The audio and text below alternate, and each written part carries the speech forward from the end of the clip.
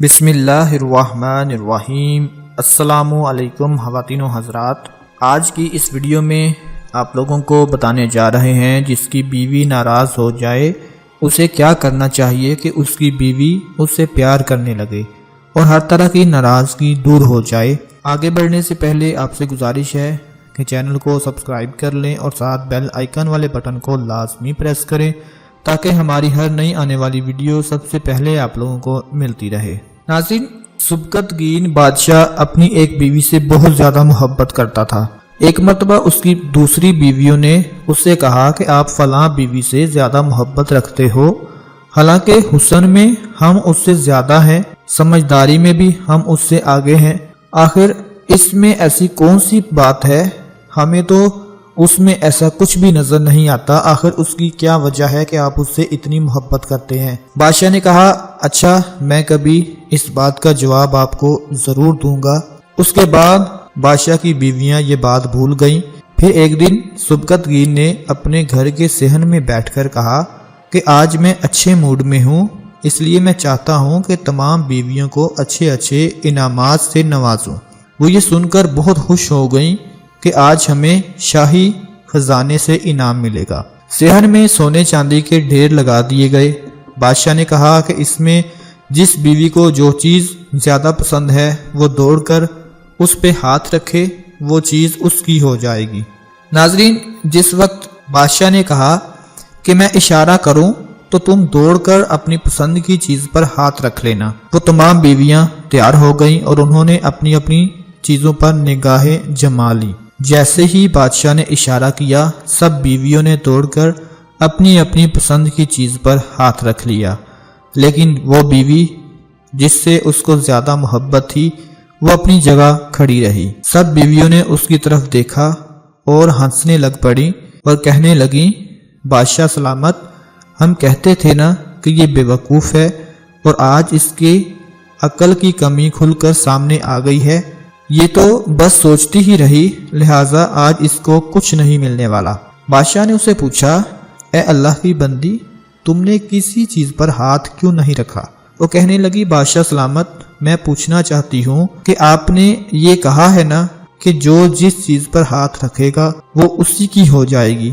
بادشاہ نے کہا، ہاں یہی تو میں نے کہا تھا۔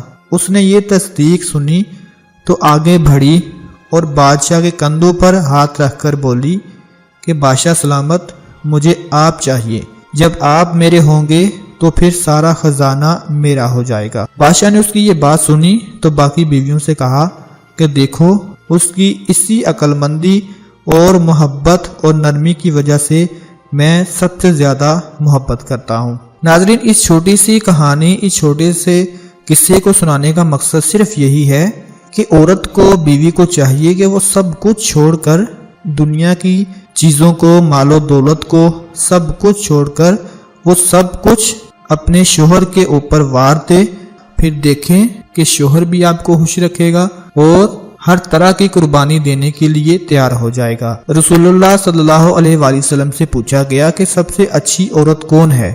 تو آپ صلی اللہ علیہ وآلہ وسلم نے فرمایا کہ وہ عورت جو اپنے شوہر کو خوش کر دے، جب وہ اس کو دیکھے اور اس کی فرما برداری کرے، جب وہ کوئی حکم دے تو اس کے خلاف نہ جائے۔ ناظرین، میاں بیوی میں ناراضگی ایک مسئلہ ہی نہیں بلکہ بہت بڑی پریشانی ہے۔ مرد کو چاہیے کہ کبھی بھی اپنی عورت کے سامنے کسی دوسری عورت کے حسن و جمال یا اس کی خوبیوں کا ذکر نہ کرے، ورنہ بیوی کو فوراً ہی بدگمانی اور یہ شبہ ہو جائے گا کہ شاید میرے شوہر کا اس عورت سے کوئی تعلق ہے، اور یہ خیال عورت کے دل کا ایک ایسا کانٹا ہے کہ عورت کو ایک لمحہ کے لیے بھی صبر و قرار نصیب نہیں ہو سکتا۔ یہ بات میں آج کے دور کو ذہن میں رکھتے ہوئے کر رہا ہوں۔ یاد رکھو کہ جس طرح کوئی شوہر اس کو برداشت نہیں کر سکتا کہ اس کی بیوی کا کسی دوسرے مرد سے کوئی تعلق ہو، اسی طرح کوئی عورت بھی ہرگز کبھی اس بات کو برداشت نہیں کر سکتی کہ اس کے شوہر کا کسی دوسری عورت کے ساتھ تعلق ہو۔ اس معاملہ میں عورت کے جذبات مرد کے جذبات سے کہیں زیادہ بڑھ چڑھ کر ہوا کرتے ہیں، لہٰذا اس معاملہ میں شوہر کو لازم ہے کہ بہت احتیاط رکھے، ورنہ بدگمانیوں کا طوفان میاں بیوی کی خوشگوار زندگی کو तबाह व बर्बाद कर देगा। और घरों में होने वाले जो मियाँ बीवी के दरमियान इख्तलाफात होते हैं उनमें सिर्फ एक ही इंसान की गलती नहीं होती।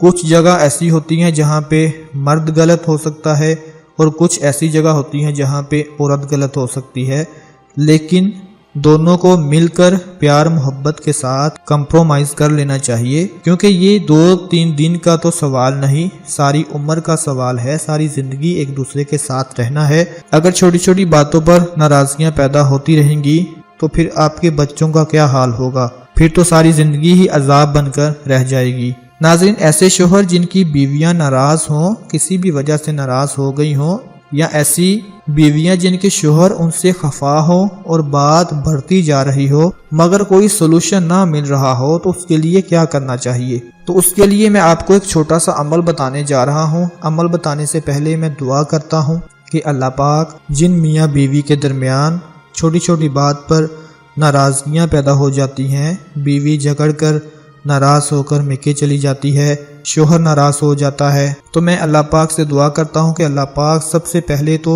अगर किसी भाई के साथ ऐसा कोई वाक़या पेश आ गया है तो अल्लाह पाक सब घरों में मियाँ बीवी की एक दूसरे के दरमियान इज्जत और मोहब्बत पैदा फरमाए और उन दोनों की परेशानियों को दूर फरमाए और उनकी ज़िंदगी में सुकून अता फरमाए। नाज़रीन, अगर किसी की बीवी नाराज़ होकर मेके चली जाए या रूठ जाए या बात ना करे तो उस आदमी को चाहिए कि इशा की नमाज अदा करे और 1100 मरतबा या मुजीबू या अल्लाहु ये पढ़ लिया करे। स्क्रीन पे आपको नजर आ रहा है।